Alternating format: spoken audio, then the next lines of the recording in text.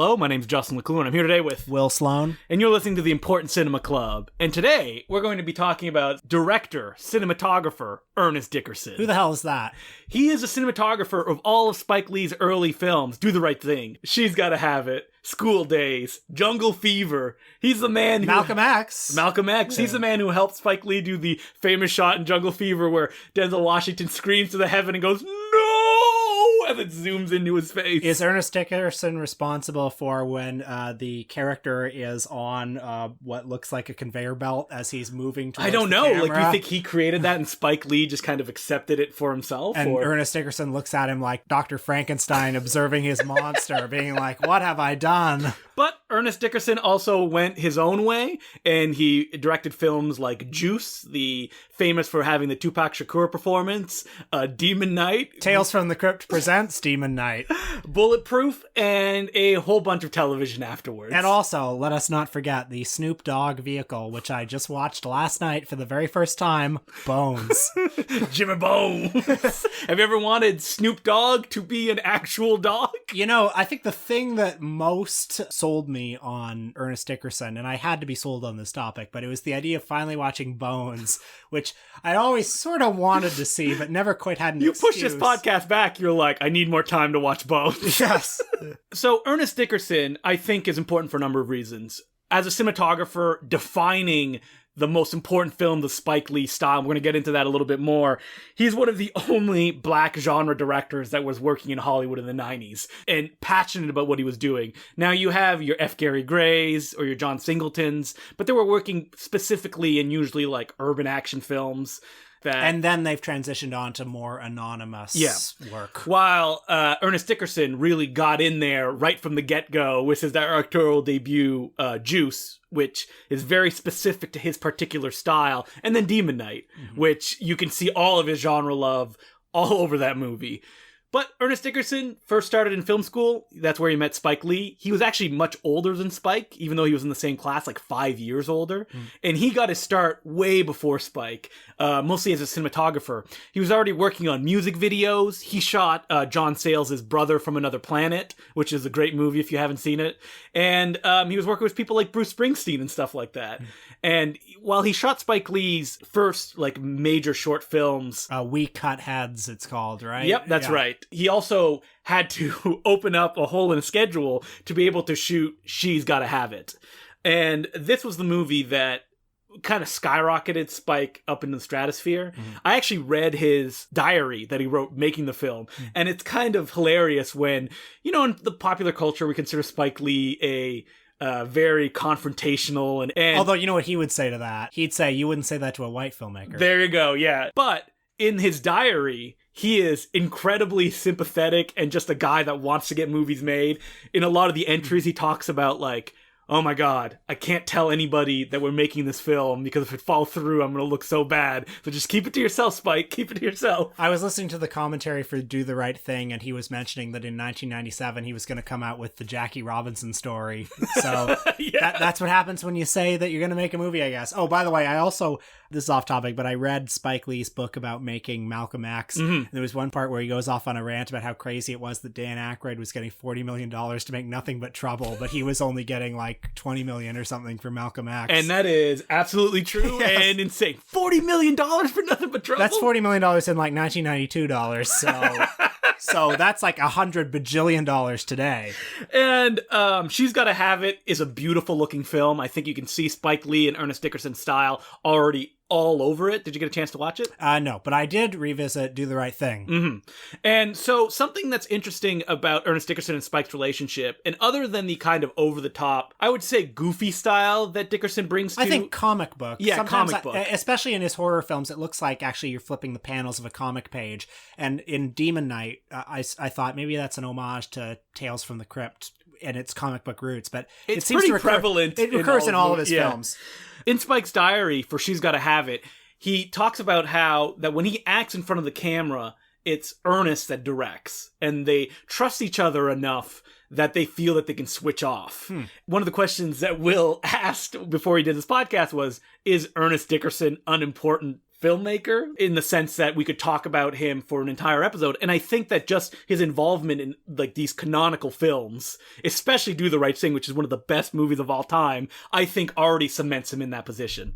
Yeah. Well, I listened to the commentary on Do the Right Thing, the Criterion Collection commentary, and it really underlines kind of how much of the visual style came from Dickerson. In the commentary, he talks about how his two big influences as a cinematographer were Jack Cardiff, who worked with Powell and Pressburger, and Vittorio Storaro, who did The Last Emperor and Apocalypse Now and many other films. And Dickerson Vittorio's Café Society. Yeah, exactly. Yes. Which is a great looking film. But Dickerson talks about how they used color expressionistically to evoke emotion and not so much realism. And one of the things he liked about Jack Cardiff and Powell Pressburger was that oftentimes in the middle of an otherwise realistic movie, there would be a magical moment or a moment that is not, in a different plane of reality. So in Do the Right Thing, you can see that in the scene where the camera roves around to 5 or 6 of the key players in the film as they spew ethnic slurs at the camera. It goes from Mookie to Danny Aiello to the Korean grocer to a bunch of other people. And I think that this kind of stylistic excess is presented in Do the Right Thing is what makes it so powerful for people.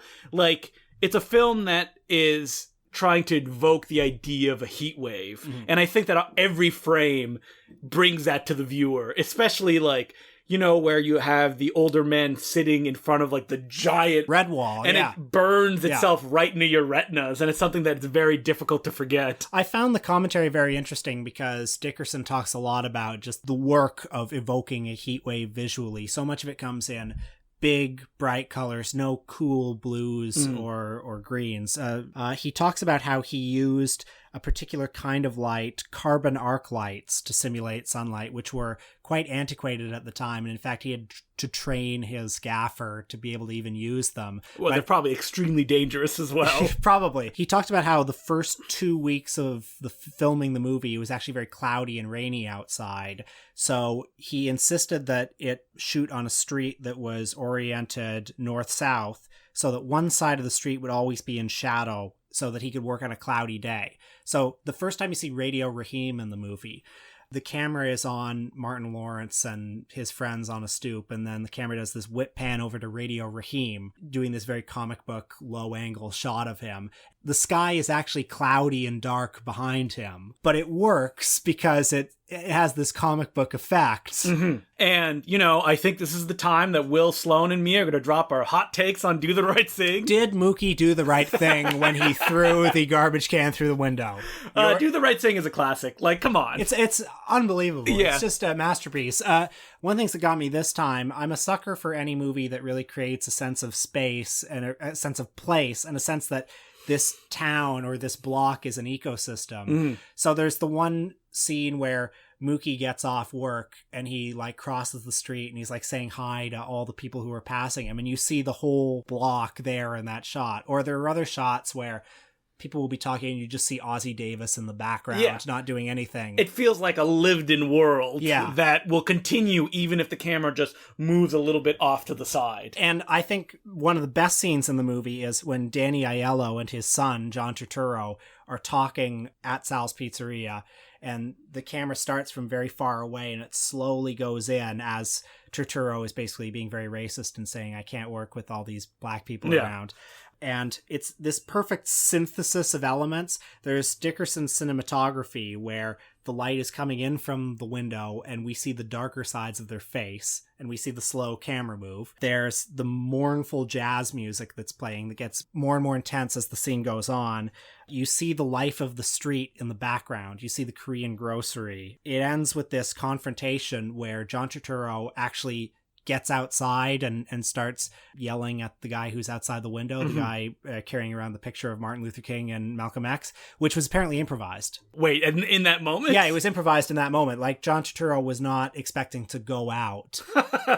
That's so he went outside and he knew where to stand so that it would work with the composition. And Danny Aiello, buries his head in his hands and looks so embarrassed. So it's this perfect synthesis of, the cinematography, the set design, the acting, the music. Like, it's just electric in the way that the movie is. It's incredible. And I don't know. Watching it, I've liked some of Spike Lee's recent movies. I liked Chirac. I know it was very divisive. I really like Chirac as well. But this one had an energy and an excitement about the possibility of film that you can only have when you're young, I think. Well, I think that it's also something that Ernest Dickerson brought to the film. Because, I mean, Spike is a cinephile himself. He talks about it. But if you read about Ernest Dickerson, like, he is the ultimate cinephile. And he loves this stuff. And he wants to experiment. And I think that still exists in Spike's work. But if you look after Malcolm X, when Dickerson leaves, Spike's films become, like, different than they were before. And that's fine. You evolve as an artist. They don't have the same energy. Exactly. Like, something like Clockers has a completely different kind of energy that's really good. Yeah. Crooklyn is very kind of mellow. And I think that they had an amazing partnership. I don't know if it could have lasted longer, like, if they would have kept making movies, because I know that Dickerson did want to be a director. That was his main goal. And like anybody who wants to work in film, he was also a very good cinematographer. So he could make that something to pay the bills. Like, if you look at his filmography, there's a lot of funny credits. Like, he did a Hong Kong movie that shot in New York called Laser Man. Incredible. That Troy Hark produced.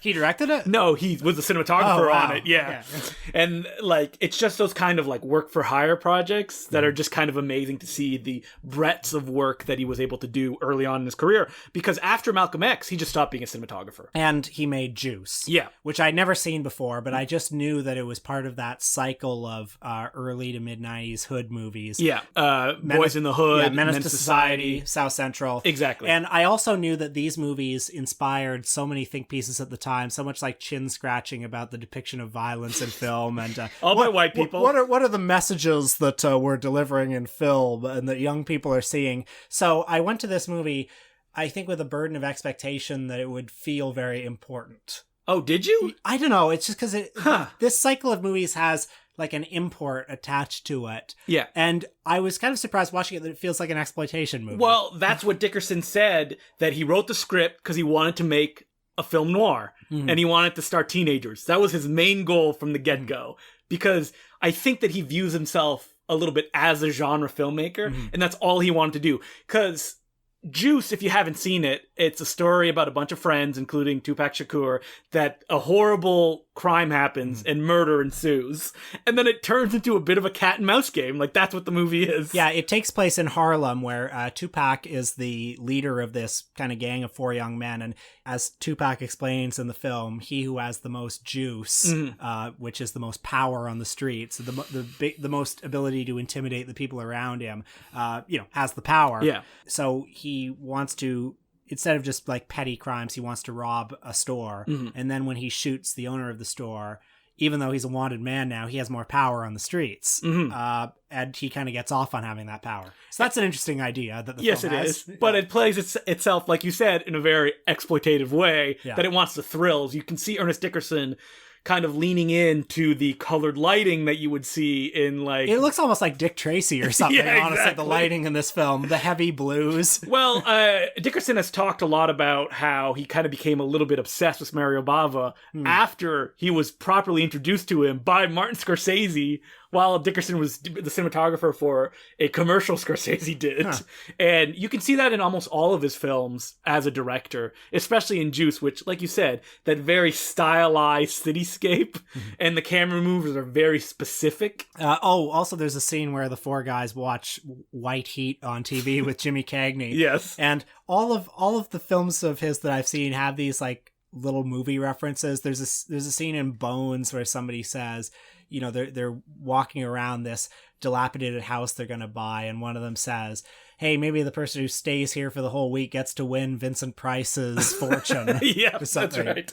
Which it's a little jarring, to be honest, to hear somebody say that. But at the same time, I don't know, in a movie like this, I'm kind of happy to hear a reference to House on Haunted Hill. I mean, I think probably one of the reasons that I did avoid Juice for such a long time is I did think it was a drama, like a straight up drama. Yeah. And I was like, okay, I guess I'll watch this. Because the John Singleton film, Boys in the Hood, has a bit more of a... Somebody made fun of it as being like an after-school special. Exactly, yeah. And I don't think there's any of that in Juice. Yeah. But at the same time, because we are white Caucasian males and we weren't at the age when Juice came out, like, it's difficult to understand how much of an impact it had. Like, its soundtrack was huge. I remember my sister, who's older than me, had it on tape. I remember seeing it in the garage, just sitting there.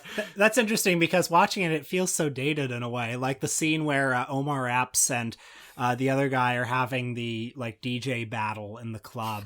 And and you know, they have the records that they're scratching and everything. Like it's very like in living color, isn't it? Yeah, but you just weren't around back then. Yeah, I know. Now when people are going to look back at our generation with our memes and our Twitters, it's going to seem like a big joke. But like that's what was so funny about Straight Outta Compton. I mean, the movie is set in the early 90s and has no period detail at all. It's as if NWA were like a mid-2000s rap group. But the thing about Juice, which I found interesting, is that it's one that people kind of remember was kind of swept under the rug. It was recently released as a Blu-ray, a big special edition, and it was Ernest Dickerson's wife that had to force it through the system. Like, they just didn't want to release it, which seems crazy to me. I mean, everything else Tupac Shakur has ever been involved with has been, flogged to death. Yep. Every alternate take has been released. Why not Juice? Well, it's a classic, like, I don't know, this seems to be more like a movie for African Americans. I don't think it'll sell. People who don't spend money on Blu-rays. Exactly. Yeah. Oh, wait,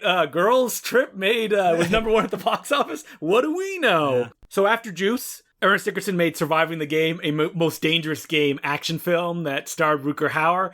It's a lot of fun, not much to say about it, but after that, he made Demon Knight. Now, if people don't remember how big Tales from the Crypt was in the 90s, it was huge. It was a show that played on HBO, and that had a roster of stars in it that had no place anywhere near it. Like, Arnold Schwarzenegger directed an episode, wow. Michael J. Fox was in one. Like, it's pretty crazy. And I guess you could say the brand has really died since then. Oh, man, that was a pretty terrible pun. Yeah. I remember that when I was a kid, I had a book of Tales from the Crypt that detailed its history as a comic book, and that had an episode guide of the TV series. And man, those pictures of Demon Knight that were in it blew my mind. There was a shot of after Billy Zane, who co-stars in the film, punches a guy through the head, and there was just a still of that shot. It's like Ricky O. Yeah, exactly. So when I finally saw the movie, my expectations were very high. And man, is that movie fun. Yeah, it's a good romp. Yeah, it is. I'm not going to say I loved it or anything, but I had a good time watching it. Yeah. I remember that I loved it when I was a kid because it did the stuff that I loved, all this horror tropes and things like that, but did it in a big, goofy, cartoony way. Yeah. Like, it's a horror comedy in a way that studios rarely did. It's like Sam Raimi or something. Yeah, exactly. Yeah. And, as someone who is an avowed Sam Raimi fan, it's easy for me to love. Billy Zane is fantastic, terrific, in the movie. And I was watching it thinking, why didn't he become a star? He had poor career choices. He had everything he needed. He was in Titanic. He's great. In Titanic? Well, yeah, actually, I think he is great in Titanic. Really? He's pretty hammy in Titanic. But I like that. I think Titanic needed more hammy performances. You know what the thing about Billy Zane is? If you watch the choices he makes in his career, he always underplays characters. Yeah. And the ones where people really love him, like in Demon Knight, where you could not go any bigger. I'll always love Billy Zane for taking his Titanic juice and spending it on an adaptation of an unfilmed Ed Wood script. That's right. He made I Woke Up Early the Day I Died. I've never seen that movie. Is it good? It's interesting. Yeah, I like it. Interesting is probably the best way to describe it. I'm hedging my bets because most people hate it. Oh, really? But I think it's played Midnight Madness in Toronto when it came out. I think I Woke Up Early the Day I Died really kind of captured. It doesn't feel like an Ed Wood movie, but it feels like something that would emerge from the world Ed Wood was in. Oh. That kind of seedy underbelly of LA. So, Demon Knight, there's not much to say with it. I really, really enjoy it. Nice to see Dick Miller in the house. I mean, this cast is Thomas Hayden Church shows up. Yes. Jada Pinkett Smith ends up being the star of the movie. It's a lot of fun. And it has its fans, so I don't think that, saying it's good is that much of a shocking statement. But what doesn't have its fans? Bones. So let's talk about Bones. All right. I remember when Bones came out, and it just looked like this movie that had a kick me sign on its back because it was so just unfashionable looking, like a kind of hip hop Tim Burton movie. On the DVD, there's a featurette about the influence of Mario Bava on Bones. Watching it this time, having seen Juice and having seen Demon Knight, I was more receptive to it than I would have been otherwise because I felt the Ernest Dickerson touch. Yes. Like I see the big spooky house and I hear the movie references and, you know, the off-kilter camera angles and the weird lighting and you think, yeah, this is this is my friend Ernie. Here's Ernest. Yeah. And so I don't know. I kind of had a good time watching it, even though it's not very good. I mean, it's a film that's a huge mess. Like, I remember last time I watched it, wanting to love it, and I just couldn't quite get into it. Oh, and it's got a blaxploitation element. Yes, it as does. well, just to add to the soup. Yeah, because it has flashback sequences which feature Pam Grier. Yeah, and Pam Grier as the late Jimmy Bones' ex-girlfriend. Jimmy Bones, of course, played by the man himself, Snoop Dogg, who we should do an episode on because he has Soul Plane. He directed an entry in the Girls Gone Wild franchise. He did? Yeah, I think it was called Snoop Dogg's Doggy Style. Oh, man. Where's our Important Cinema Club episode on Girls Gone Wild? All right. Snoop Dogg only made this movie because he said he wanted to be Freddy Krueger. That was the only reason. I think Snoop Dogg is one of the biggest flaws of the film. You think so? I think that whatever his other talents, he does not have the screen presence to pull off this character. There's something so mellow, let's even say drug affected about his screen presence. He looks, shall we say, stoned. Yes, he does. And it keeps him from being very intimidating. And also, he looks like Snoop Dogg. Yeah. Like I'm sorry, it's just I'll never get over the novelty of seeing Snoop Dogg as Jimmy Bones, the feared numbers runner from. Yeah, but he's also loved in his community. That's important. Right. And so in 1979, he was backstabbed by a corrupt cop and by a drug dealer who he worked with. The drug dealer later grew up and rose up from the ghetto and became a rich man, but now he's afraid because it looks like the spirit of Jimmy Bones is coming back. And a bunch of teens are going to have a party in Jimmy Bones' abandoned house? That's right. They bought the abandoned house and turned it into a club, but there is a dog, a literal dog, not a Snoop Dogg, but a literal dog who's wandering around the house, which contains the tortured spirit of Jimmy Bones. And the more that this dog eats, the more it becomes Jimmy Bones again.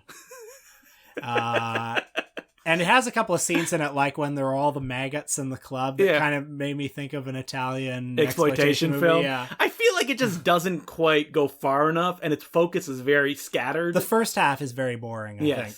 And finally, when Jimmy Bones shows up, he's just an invincible killing machine that can't be stopped. When I think of Bones, I think of the colored lighting, the wacky angles, and the terrible CGI. There's just no way to get involved in this story. Mm-hmm. There's no convincing anchor to this film to make all the wackiness, to have a point of entry. And everything feels just a little half-assed. Is it like editing notes that makes it so jumbled as it is? Or like, if there was just a little bit more focus, I think I would enjoy it more. Ernest Dickerson, kind of his career went into the land of TV movies after Bones. I mean, it was a place that he worked in all the time, like even right after Demon Knight and Bulletproof, the classic Adam Sandler. Oh, which you watched for this episode. I did watch Bulletproof. How it's was fine. It? Okay. Yeah, it has a little bit of that Dickerson energy, like Sam Raimi style, like someone fires a bullet, it's like across the room. But it's also difficult to tell apart from all the Lethal Weapons buddy comedy movies that were coming out around that time. Have you seen the final theatrically released Ernest Dickerson film, Never Die Alone? I did watch it this week. How was it? Once again, kind of a little bit too jumbled to really work, which makes me wonder if that's maybe a trait of Dickerson's oeuvre, which is that like he has so many ideas that when he tries to put them all into a movie, it doesn't quite work. The thing about Never Die Alone, which is the DMX starring gangster tale, is that it has a really interesting structure where DMX actually dies in the first like 20 minutes, and his story is told through tapes that David Arquette finds and listens to, while there's another story running concurrently where someone who ends up maybe being related to DMX is seeking revenge. The thing that didn't really work for me is that Dickerson tried to create a different kind of style, which is like shaky, handheldish, but at the same time, you can't help but play into his love of like colored lighting and a goofy angle here and there, which wishes that he had shot it more in the style of Juice rather than this kind of imitation of, I don't know, The Shield that was popular around that time. So no more theatrical movies, but he has directed episodes of many of the most popular TV shows of recent years, especially The Wire. Yep, that's right. He did episodes of The Walking Dead. If you look at his IMDb, the it's upcoming just filled. HBO show The Deuce, I believe he's involved in. Oh, that's right. Yeah. And you're looking forward to that one. James Franco playing twins on 42nd Street. I'm in the interested. 70s. I'm interested, you know? And it makes you wonder, like, what has kept him away from making feature films. I don't know. I think you just have a few too many flops in a row. And you know, he's black, so that is 100 times. That's what you're going for. Yeah, that's what I was aiming for. Right. Because, like, look at Guy Ritchie. He just had, like, 3 flops in a row, and he's directing Disney's Aladdin. But the thing is, like, Ernest Dickerson never also had, like, a Sherlock Holmes sized. Yeah, he didn't. I don't know. I don't think he probably ever got to the part where all of his movies feel like the sort of movies that the studios would interfere with. Right? Yes. Because they're just kind of... I don't want to say like slot fillers. Like, it's bulletproof. So there's going to be producers over him making sure that he delivers something that's palatable to the biggest audience possible. Yeah. He did direct a film recently called Double Play based on a famous novel. He did it independently and is currently seeking distribution. I mean... I hope it's good. Yeah, I will check out anything that Ernest Dickerson's does because I like his aesthetic. I haven't really watched his TV series because someone else could pulling the strings on those ones. You have to fit the style of the show. And what I like about Dickerson the most is that he has a distinct style. And, you know, maybe he has, a studio can give him a Marvel movie. That'd be fun. Why not? Yeah. And Ernest Dickerson will always have Do the Right Thing, which is an undoubtable classic, which he was obviously very much involved in. Okay, so letters. Yeah, letters. No incitement. You've just become cold and hard. I just frankly expect letters at this point as my right. We have a letter here from Violet Luca. She goes, "Hi guys. Like Will, I have always found the absence of sex or sexuality in Christopher Nolan's work very curious. Perhaps that's why a particular part of Michael Caine's introduction to the art and making of the Dark Knight trilogy." He wrote the introduction to the art. Michael Caine did? Yeah. I don't think he actually wrote that. I think that was I will give you $100 to put your name on that, sure. Christopher also works very closely with his wife, Emma Thomas, who has been a producer and co-producer in all his movies. She has also produced his 4 children. So a guy who espouses the most garbage nihilism through big important speeches in all of his films has 4 fucking children. It would seem that Chris is not unlike one of Gossam's elites and wants to keep all the power, in this case baby making, for himself. I'm glad to hear that Christopher Nolan fucks. Yes, good for him. Doing a bit more research, I discovered the ridiculous British names and acting credits of each child. Magnus Nolan. Oh my god. Was in Inception. Rory Nolan was in The Dark Knight Rises, and Will Moore's 2014 film, Tainted Love. Oliver Nolan was in The Prestige, and Flora Nolan was in Interstellar. That's unbelievable, those names. Holy shit. Gonna get it out of the pretentious British names book. Wow. According to the Christopher Nolan fan Wikipedia, man, Violet went deep on this one. Do you think she's scarred? Is the Christopher Nolan fan Wikipedia just a Gamergate forum? Like, is it a 4chan place? He likes to use their names in the working titles of his films. Naturally, his awful gender politics... Was Dunkirk the name of one of his kids? are blindingly apparent in these titles. Oliver's Arrow, as opposed to Flora's Wedding and Flora's Letter. Hopefully, there will never be an important Cinema Club podcast about these kids' career. Keep up the excellent work, Violet. Oh, well, thank you. Thank you very much. I don't know, she seems to have said it all. Yeah, that's... I get the feeling in this letter that Violet does not like Christopher Nolan very much. No, not at all. But do we have anyone who does? Oh, man. No, sadly, we did not receive any of those letters. Like an angry, 10,000 word letter defending Christopher Nolan. I mean, excuse me, what you don't understand is that Batman is the most serious superhero. His parents were killed, and now he uses that to motivate going out into the night. He's putting himself out in the light. Did you know he has no superpowers? This letter is from John Stevens. Dear Justin and Will, love the podcast. Seriously. Ooh. Oh, thank you. Before listening, I had never seen a full-length feature film, but now I am president of the Chantal Ackerman Appreciation Society in Medford, Ohio. Wow. So you see the impact you have. Oh my god. Here is my... I feel like I've actually made a difference in the world now, as opposed to just, taking from the world as I normally do. Here is my request. Go deeper. So often in listening to the episodes, we'll be about 20 minutes in and you guys will be wrapping up. In the mind of this lone viewer, the podcast would ideally occupy that sweet spot between the chance run-in at a party with someone who loves and is knowledgeable about film and a pretentious MoMA-esque lecture. Sometimes, but not too often, but sometimes, it veers toward the superficial. Wait a minute.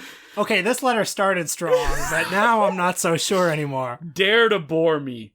That's my feedback. I love the podcast, John. Well, I'm not so sure you really do love it, John. Well, actually, you know what? What I will say is I'm glad to hear this because every week we get these complimentary letters, and it's about time we finally got some constructive criticism on this show, don't you think? Yeah, and it sounds like we're writing these letters, honestly. Let us not implement that criticism at all. Well, okay, here's the thing, John. If we can make this my full-time job somehow. Oh, if we get enough Patreon subscribers that we can do it. If you can give me $70,000 a year for this. Whoa, then $70,000? Yeah, I don't think that's too much to ask. That's $70,000. The Chapo guys make like $70,000 a month. That's insane. Give me $70 a year. And then, so that would be $140,000. Yeah, so that's great. A year. That's not asking too much if the Chapo guys make like $60,000. We're as good as them, so yeah. This podcast, I quickly discovered at the start, has its own expiration date as far as talking about movies. We do not time out how long me and Will talk about something. Yeah. But, like, we run out of steam. If you look at the times, basically at the same time every week. Well, and sadly, I think what this means is we're just superficial people. There you go, So, yes. Sorry. Also, we do it every week. And so it's like preparing a lecture that we have to improvise. I was up late last night watching fucking Bones, so, you know, I'm sorry. I'm doing the best I can over here. And, it's not going to help being superficial, but, you know, we do a Patreon every week that's 20 minutes longer. Yeah, so, yeah. Give us $5. I'm not going to look if you're a Patreon subscriber, John, but... I'm sorry, but those Patreon episodes will not give you any more depth than you're getting here. But we will talk about Austin Powers for 20 minutes. That's right. So if you just want to meet us at a party and hang out with us, you know? We'll talk to you for probably about 15 minutes before we move on to a different subject. And as far as like digging really deep, this is also a podcast that I would love for people who don't even know the subject would click on and want to listen to. Yeah. And if we dig like super deep into it, I feel that would be a little bit alienating to people. We're your unthreatening friends. We're the guys who you listen to and say, I'm as smart as them, or perhaps even smarter. If they can like these movies, surely I can too, because they're fucking dummies. Whoa. I would like how that sentence went right up until the last few words. Yeah. Okay, so, I was going to say, where's the... So do we have a nice complimentary letter to chase that one? Listen, he says multiple times that he loves the you're podcast. Right. I'm sorry, John. I'm just ragging you. Like you ragged me. And, we don't want any constructive criticism. We do have a letter here. It's a very short one, our final one. It says, from Nate Wilson, can you guys do Cat in the Hat? Patreon episode? Maybe. I've actually never seen The Cat in the Hat. I found that shocking when you told me that. Yeah. But we did Austin Powers. I feel like we probably mine that Michael Myers well as deep as it's going to go. Yeah. Unless we dedicate The Cat in the Hat to Bo Welch, the director of the film. Oh, and that's an interesting option, isn't it? The production designer of a lot of Tim Burton's biggest pictures. Yeah. So we'll do Cat in the Hat. We'll talk a little bit about Mike Myers, a little bit about Bo Welch, and we'll talk a lot about Mike Myers' book about Canada. Did you read it? No, you didn't. I flipped through it at Indigo. Yeah, it's shit. It's garbage. It's something that somebody's aunt would buy them for Christmas. Yeah, and they would go, okay, read 5 pages of it and then put on a shelf and then 10 years later, it's right at Goodwill. Yeah. Oh, man, why do they have this many copies of this book? It's there next to Mike Bullard's autobiography and Stupid White Men. Goodwill is the depository for all the Michael Moore books in the world. You know, it's great going to Goodwill and just seeing what was popular 15 years ago. Like, look at all these copies of the Animatrix. Hey, man, I went to go see Dreamcatcher just to see that chart at the beginning of it. This week's Patreon, we talk about Alex Ross Perry, director of Listen Up, Philip, Queen of Earth, and The Color Wheel. Mm-hmm. This is not a hugely comedic one, just a filmmaker that me and Will felt we couldn't talk about for an entire episode. And we like him. Yep, and we like him. So if you like Alex Ross Perry, want to know who he is, become a Patreon subscriber, $5 a month. You get 4 episodes. Yeah. Last week we talked about Rush Hour, so that's where you can get the laughs. Okay, so what are we doing next week, Will? Next week, we're going to be looking at bad movies, but not just any bad movies. We'll be looking at the movies that are kind of like our century's like famous midnight bad movies, the ones that people go and see and throw spoons at the screen. Yeah. So we'll be looking at, of course, The Room by Tommy Wiseau, soon to be a major motion picture starring James Franco. Playing at Toronto International Film Festival's Midnight Madness. Get your tickets now. Yes. So there'll be that. We'll be talking about Birdemic.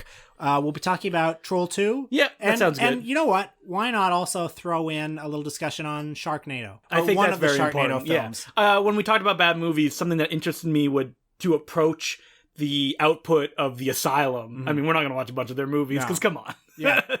You already just mentioned 3 films. Yeah. 4. Yeah. I mean, Sharknado 5 just premiered on the Sci-Fi Network. We probably don't have to revisit it too, but we could maybe just touch on Fateful Findings. Yeah. I mean, I think I've seen Fateful Findings enough. Yeah. So, and yeah, we're not going to approach it from the like, haha, these movies are bad. How did this get made? But more of, why are these films popular? What do people see in them? And why do they continue to live on as bad movies? That sounds so academic and dry. Yeah. But I promise, we'll bring the laughs. Well, we're superficial people.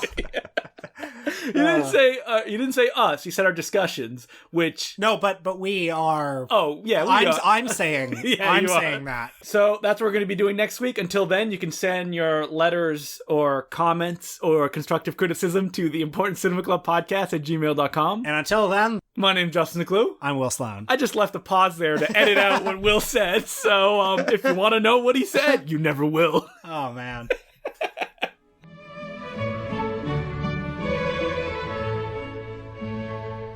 I don't know, Will. What movie should I go see in theaters this weekend? How could I ever decide? Well, there's a website called RottenTomatoes.com, which aggregates all of the critics for a scientifically proven, indisputable recommendation. Have you seen some of the articles that have been popping up, like, why did Baywatch fail?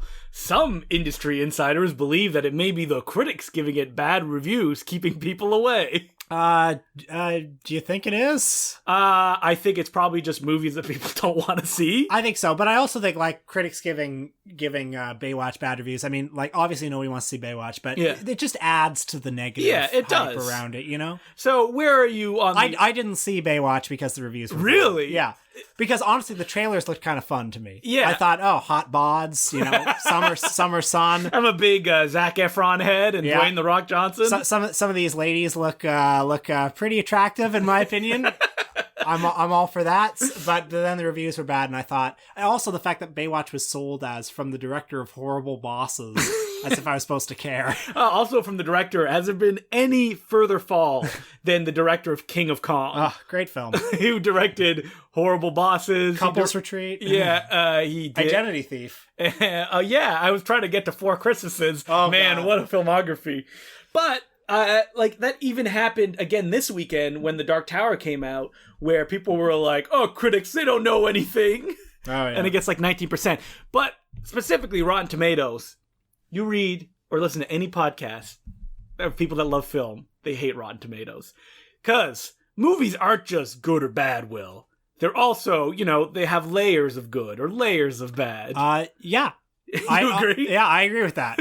So you're not a fan of Rotten Tomatoes? I mean, not really. I honestly find Rotten Tomatoes useless because, first of all, the interface of the website is such a headache. Yeah. I think, I mean, if I go to a movie review site, I might go to something like Metacritic because it's a somewhat more, or a Critics Roundup, because it's a more curated selection. I don't need to know what all of these YouTubers think. So the thing about Rotten Tomatoes, and I'm shockingly going to say something positive about them, is that what do they serve to do for a lot of people?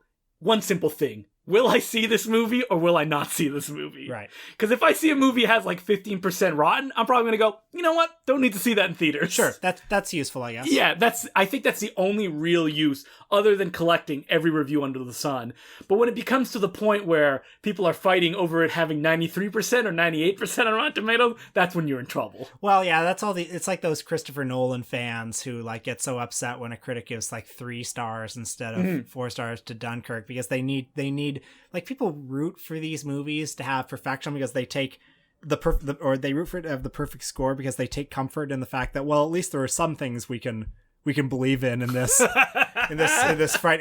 As long as we all agree that The Dark Knight is a perfect film. Well, like a C+ on Rotten Tomatoes, I think is a pass now. Yeah.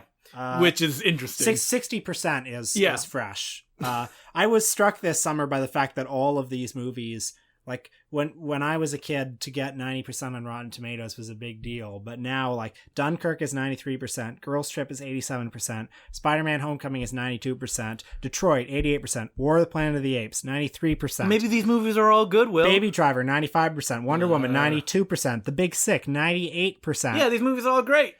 I mean, most of these movies, frankly, are like 3-star movies that 3.5 stars. 3.5 which stars. Which technically counts as a fresh. I guess, but it's like, you know, everyone, they're all kind of harmless and inoffensive, so there's nothing to object to, and therefore 98%. Yeah, so you think that the weird thing is that it has such a massive score because it is harmless and ineffective. Well, I mean, if everyone agrees on something, that makes me suspicious of it, frankly, because it means there's nothing interesting there. Oh, really? Yeah, it means it's inoffensive and it kind of hits it's competent and it hits all the right beats. And if 98% of critics agree that it's good, so what's your perfect Rotten Tomatoes score? It'd be like 70% around. 78%. Yeah, yeah. Like we talked about that. The Alex Ross Perry film, The Color Wheel, has like 50% on Rotten Tomatoes. Yeah.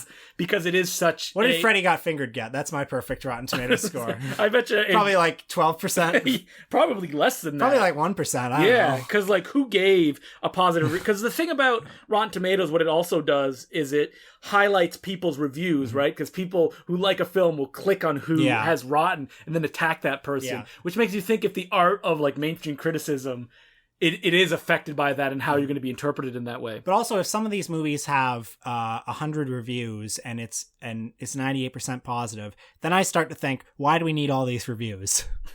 if all of these kind of like pasty looking 24-year-old dweebs who write for IndieWire are giving throw IndieWire right under the bus. I'm throwing down. Take it out. Take this screen rant. If they're all giving the same reviews and liking it for the same reasons, then I think, well, that's not very interesting. Why? Because the only thing that they exist to do is to let you know, go see this movie or do not go see this movie. Well, it just means that all these people are approaching the movie through the same paradigm, and they have the same values. And that's not interesting. No, you want like the out there people, the Jonathan Rosenbaums of the world. Frankly, yes. Yes, yeah. Do they even exist anymore, though? I mean, I'm sure you can find them in Film Comment. Get your subscription now. Yeah. But I don't know. I mean, that's what I think. Yeah, you don't know. You throw up your hands and you're like a millennial. You're like, whatever. Yeah. I don't care. Yeah. Freddy Got Fingered got 11% on Rotten Tomatoes. You know, I think that it's actually up from when it first came out. Oh, the revisionist takes are finally arriving. Yeah, I think so.